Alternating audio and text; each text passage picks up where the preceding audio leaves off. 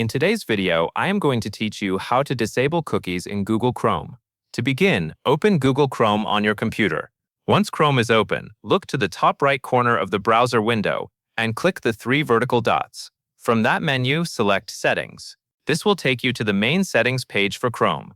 On the left side of the screen, you will see a sidebar with different categories. Click Privacy and Security.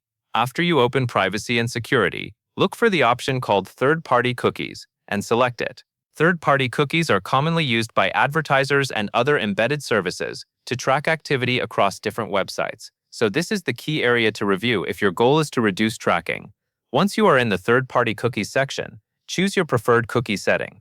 Depending on your version of Chrome, you may see options to allow cookies, block third-party cookies, or block all cookies in certain browsing situations. If your goal is to disable cookies as much as possible, choose the setting that blocks them based on the options available in your browser. As you make your choice, keep in mind that disabling cookies can affect how some websites work. For example, some sites may sign you out, stop remembering your preferences, or fail to load certain features properly. If that happens, you can always return to the same menu and adjust the setting later. That covers everything you need to know.